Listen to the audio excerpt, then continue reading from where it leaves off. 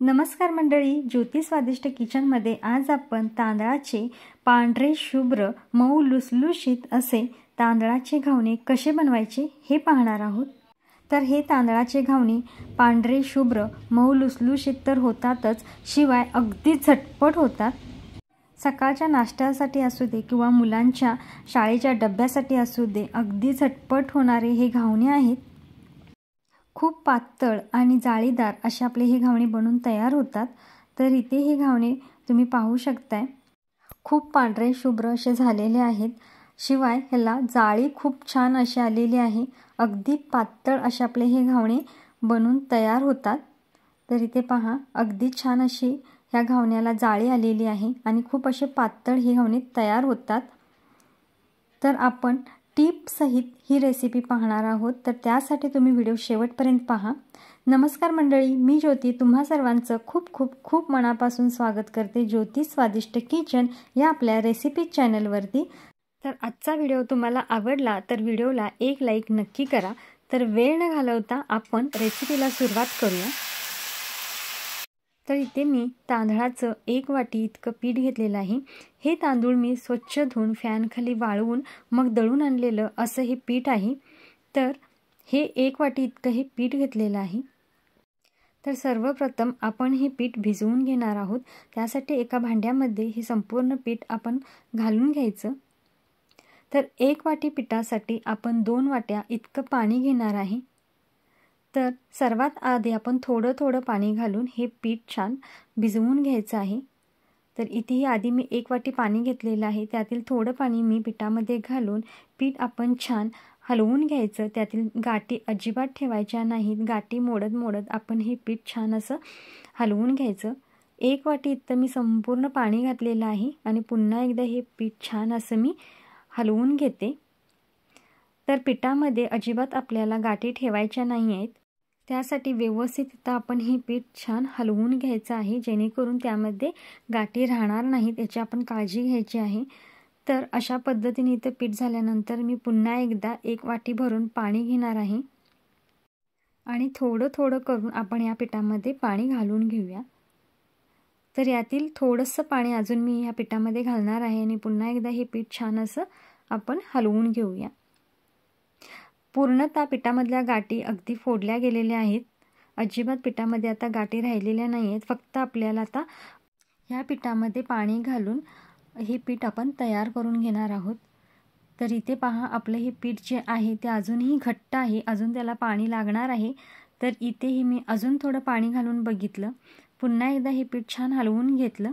तर आपल्याला लगेच समजतं की पीठ कितपत घट्ट आहे किंवा कितपत पातळ झालेलं आहे।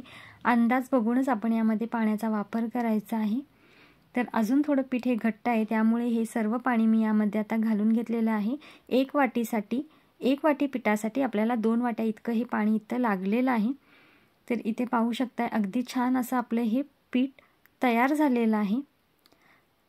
तर पाणी घालून पीठ तयार झाल्यानंतरच आपण यामध्ये चवीपुरतं मीठ वापरणार आहे, जेणेकरून याचा आपल्याला अंदाज येईल की किती मीठ आपल्याला ह्यामध्ये लागणार आहे। पिठामध्येच मीठ टाकून घ्यायचं नाही, सुक्या पिठामध्ये।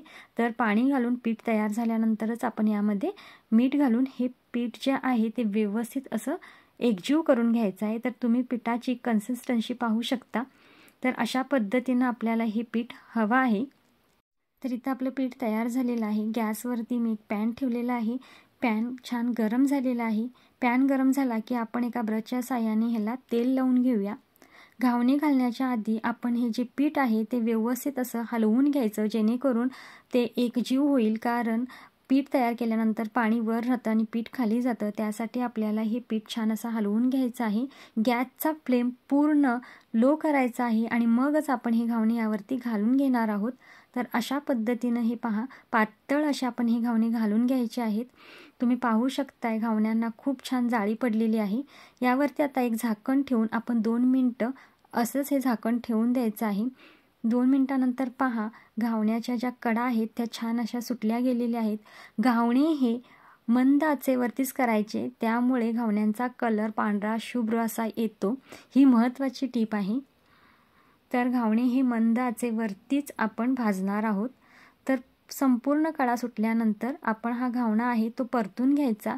काही वेळेला काय होतं, एका साईडनं घावणा भाजून वाफेवरची जी दुसरी साईड वरची साईड असते ती भाजली जाते, तसंही तुम्ही काढू शकता।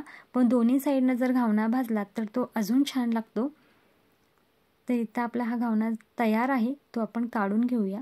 तर अशाच पद्धतीनं आपण सर्व घावणे करून घेणार आहोत।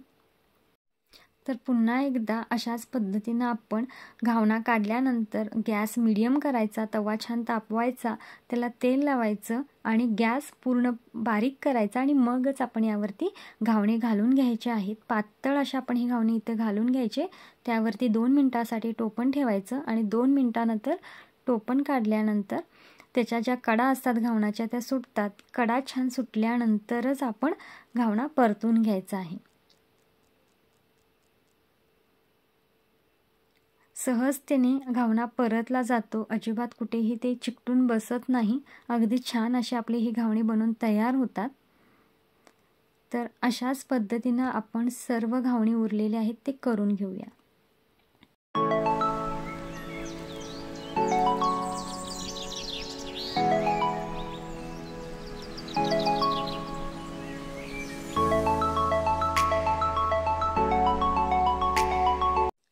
तर हे घावणे तुम्ही असेच सुद्धा खाऊ शकता, खूप छान लागतात। असेच खाण्यासाठी गरम गरम जर घावणे केले आणि ते असेच खाल्ले तरी सुद्धा छान लागतात। किंवा खोबऱ्याची चटणी बनवून तुम्ही त्यासोबत सुद्धा हे घावणे खाऊ शकता किंवा चहासोबत सुद्धा हे घावणे अगदी छान लागतात। एकदा नक्की ट्राय करा, चहासोबत हे घावणे अप्रतिम असे लागतात।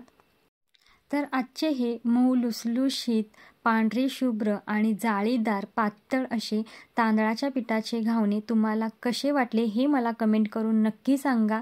जर व्हिडिओ आवडला असेल तर व्हिडिओला एक लाईक नक्की करा।